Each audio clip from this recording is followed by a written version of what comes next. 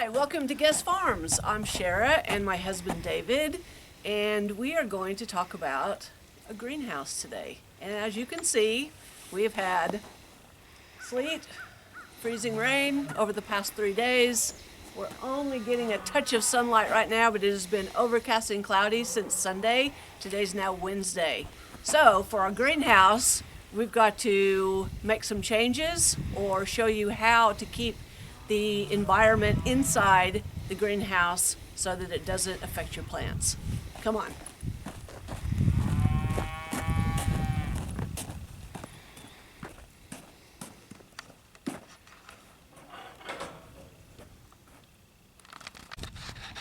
So before we go inside, we just wanted to show you real quick. This greenhouse is basically a refurbished chicken tractor. We have butchered a lot of chickens this year, and we're just keeping some for eggs right now. So as you can see over here, this used to look like that, but we've taken all of the stuff off it and just left the cattle panels across, kind of the hoop part of it, and then we've just put our plastic around. And we do have a little bit of gaps in here, but we're trying to use the heat to kind of negate that. So come on inside and let's look at it.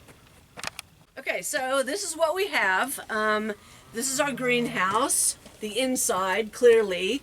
We also have an insulated box inside the greenhouse because overnight, the interior temperature inside the greenhouse itself is about the same temperature that it is outside. So for example, outside temperature is around 25 degrees right now. It is 40 degrees in here. So when it gets really cold outside overnight and there's no sun, the interior temperature here will kill your plants or your seedlings. Okay, so we've got this. So we cover our plants at night just to give them a little bit of extra insulation. And what we've got in here is we've got our tomatoes, we've got, I've already got some cucumbers going, even though it's probably a little bit early for cucumbers, but I love to pickle them. And so I kind of got a little overzealous and I planted them anyway. So we've got tomatoes, peppers, okra, we've got some spinach, we've got some baby choy, jalapeno, sweet peppers, and a few other cauliflower and broccoli. Okay, so this is what it looks like inside. Right now you'll see that the lights, the bulbs are off. That is how we heat the inside. We have a 75 watt bulb on this side. We have a 100 watt bulb over there. And that's what keeps it warm in here overnight. Okay, so we've also got it set on a thermostat so that when it gets to 80 degrees, and it's 79.4 right now, when it gets to 80 degrees, it is programmed to turn the bulbs off. And so that's really keeping our plants from getting too hot inside. Now, the other problem, or the other thing that you need to realize that we did not realize when we first started this, is that when the sun comes out, it is going to heat up this inside space very, very quickly. Alternatively, when it's cloudy outside, the inside space is going to stay cold. So that's why we decided to put the box for extra insulation for our plants, because if they were just in here, they would have died 2 nights ago when it got down freezing and we had all the freezing rain and sleet and below freezing temperatures during the day. Okay, so this is what it looks like in here. We've got our handy dandy chain so that we can open this up. Oh, and I can feel the heat coming out as I open that up. I got a burst of heat coming out. It's about 79 degrees in here. It is 45 in this space and 20 something, 30 outside. So we've got our grow lights, and you can see that our lights just popped back on.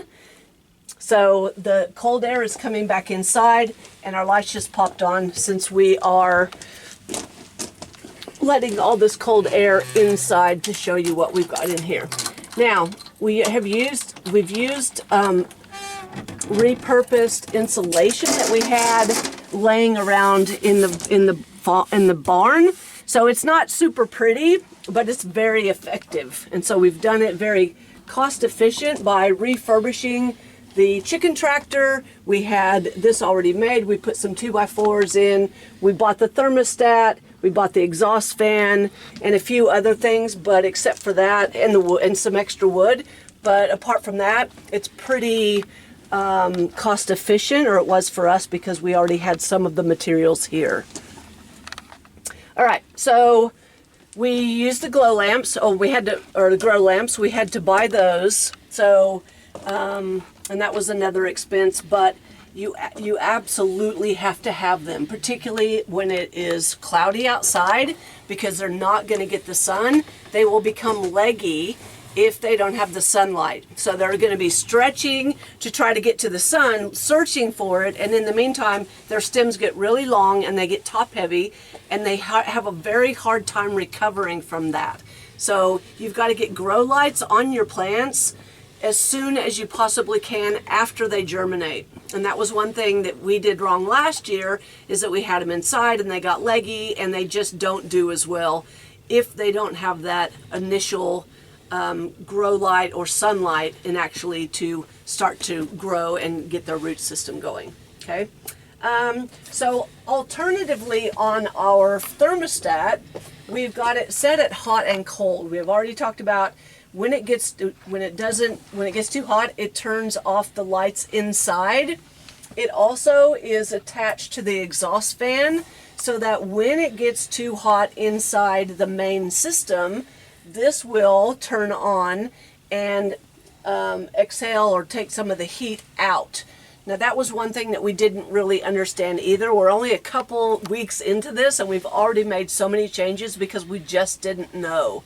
I just thought, oh, we're going to put some plants in, we're going to grow them, put them in the greenhouse, it's going to be great. Well, it doesn't work that way, and we've had a big learning curve in order to figure out what to do. Now, luckily, my husband works from home, so he was able to monitor the sunlight versus the cloudy days versus closing these, opening them, open the doors, open the windows, because the variable of temperature is so extreme. The sun comes out, it gets to 100 degrees in here within an hour and a half. So without him being home and able to monitor that, we probably would have lost all of our plants on a day that's 50 degrees and sunny outside, because it would quickly get to 110 inside the box. Okay, so it's very important that you monitor and kind of see what that looks like for your greenhouse when the sun comes out, when it's cold outside, and be able to insulate your box. Okay, so here we have my workbench. Our workbench. It's got a few drawers in here. Hubby did a great job putting some drawers in for storage. So we've got 2 layers. We put our dirt and our watering systems and things down here. We don't have a lot down there right now because we're in the beginning processes. But we've got this area where we can, when the sun comes out and we get a little bit higher temperatures during the day, we can actually move these out of here and set them on there where they're getting the direct sunlight. Now, the good thing about this is that these windows allow the sunlight to come through to help the growing process.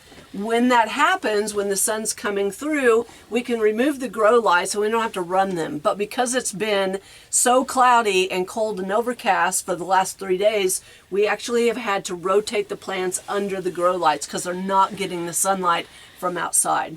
So we picked these up from Salvation Army. They were pretty cheap in relation to what a real window would cost. And so we've been able to just hinge those in, and that of course helps for the sunlight, and it also helps keep the heat in. So that's been a really good thing for us. We've got 2 layers here where we have put some seedlings in. It's just been too cold at night, so we've actually moved our seedlings before germination back up to the house where they're in a warmer environment. But again, once they begin to break through the soil, then we move them down here where they're going to get these grow lights because we don't have grow lights in the house. So that's about it. It's just super important that you get something similar to this where you can your stuff can turn on and off when needed if you can't be around your greenhouse during the day. Again, I work away from home, and so if my husband wasn't here being able to monitor that, we would have lost everything, whether the hot, whether the cold. And so it's really, really important that if you can monitor it just a little bit better, it's going to be better for you in the long run. So hopefully that was informative. I know that something like this would have been very helpful for us when we first started out because we had no idea. So hopefully that will help. If you enjoyed the video, like us, write your comments underneath in the area below, and let us know what you think. Thanks for watching. Happy gardening.